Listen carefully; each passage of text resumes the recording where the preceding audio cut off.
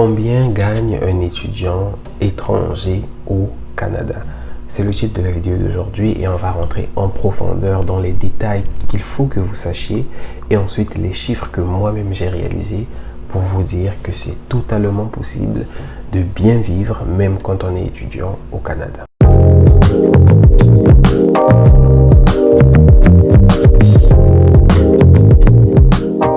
Si vous ne le savez pas déjà, au Canada, les étudiants ont la possibilité de travailler pendant leurs études. Et ça, bien évidemment, c'est un avantage qui les permet de non seulement mettre de l'argent de côté, mais aussi de pouvoir contribuer financièrement à leur éducation. 99,999% des étudiants au Canada ont des travails, des jobs à temps partiel. Que ce soit chez McDonald's, que ce soit dans des résidences privées, peu importe. Les employeurs canadiens sont habitués à recevoir des étudiants. Donc, même si tu n'as pas d'expérience de travail, ce n'est pas très compliqué pour toi de trouver un travail au Canada. Avant, en tant qu'étudiant, on avait des restrictions. On avait un certain nombre d'heures à respecter quand on travaille. Et si jamais on enfreint ce règlement-là, on pouvait perdre notre statut étudiant.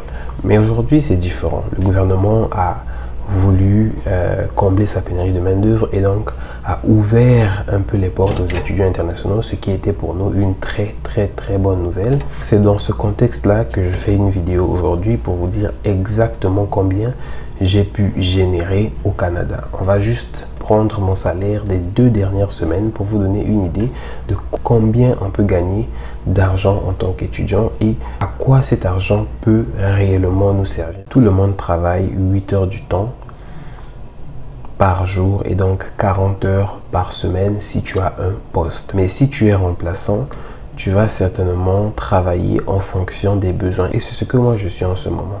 Je n'ai pas un poste fixe à l'hôpital, je suis remplaçant. Donc, je comble les besoins là où il y en a.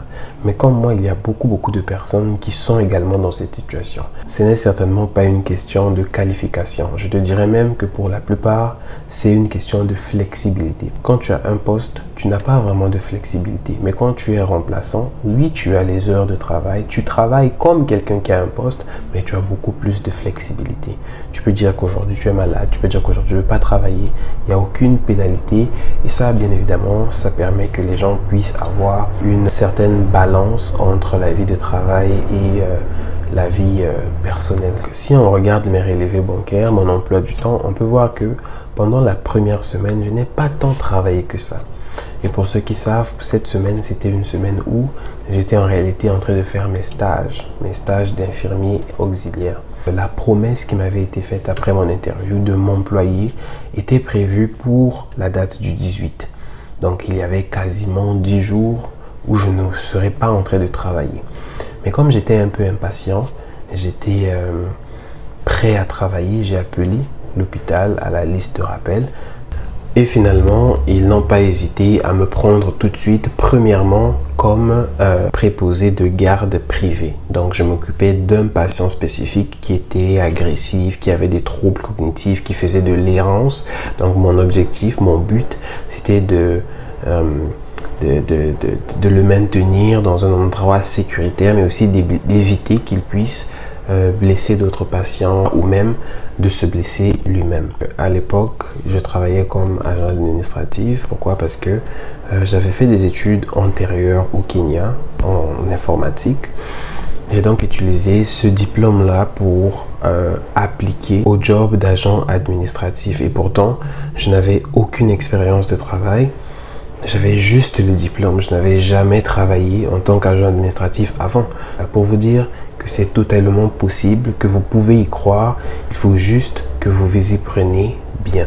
Je n'ai pas eu besoin d'acheter un CV canadien, je n'ai pas eu besoin de connaître quelqu'un qui connaissait quelqu'un, pas du tout, j'étais étranger. Donc j'ai pu travailler comme ça temporairement et j'ai jonglé entre ce travail-là d'agent administratif et mes études d'infirmier auxiliaire jusqu'à ce que je complète la première partie de mon programme d'infirmier auxiliaire où j'ai donc commencé à travailler officiellement comme préposé aux bénéficiaires. Au Canada, on est payé chaque 2 semaines.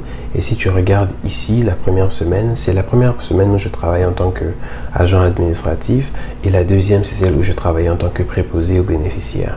Il y avait certes des temps supplémentaires. Il faut savoir qu'au Canada, les temps supplémentaires sont payés à taux double. Ça veut donc dire que tu es payé 2 fois le même salaire. C'est-à-dire, si tu étais payé à 25 $ de l'heure comme moi, parce que tu as fait un temps supplémentaire double, tu as donc 50 $ de l'heure au lieu de 25. Ça, bien évidemment, c'est fantastique.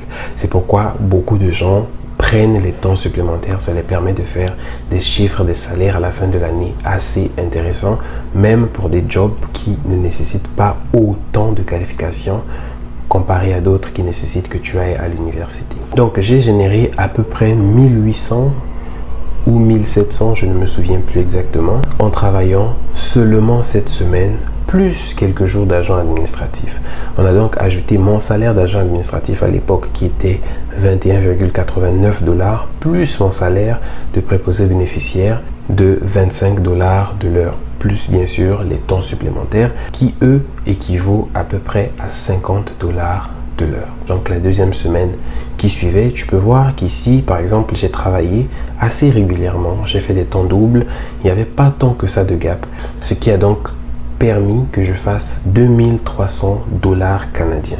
Donc en gros, si je fais la somme des 2 chèques que j'ai reçus, je peux dire que par mois j'ai été payé 4000 $ canadiens. Cette somme représente beaucoup. Et donc, comment j'utilise cet argent? Je l'économise, je mets de côté pour mon fonds d'urgence, mais aussi pour les projets que je vais lancer dans l'avenir. La vie, c'est une question de sacrifice. Il ne faut jamais que l'argent te monte au nez ou aux yeux ou aux oreilles, peu importe comment tu appelles ça. Il faut que tu restes concentré sur tes objectifs et que tu te dises que l'argent, ce n'est qu'un outil. L'argent te permet de réaliser des projets, tes rêves, d'accomplir ce pourquoi tu es venu au monde et non de t'acheter des gadgets super chers ou de flamber sur internet, d'aller sur Gucci ou de faire je sais pas quoi.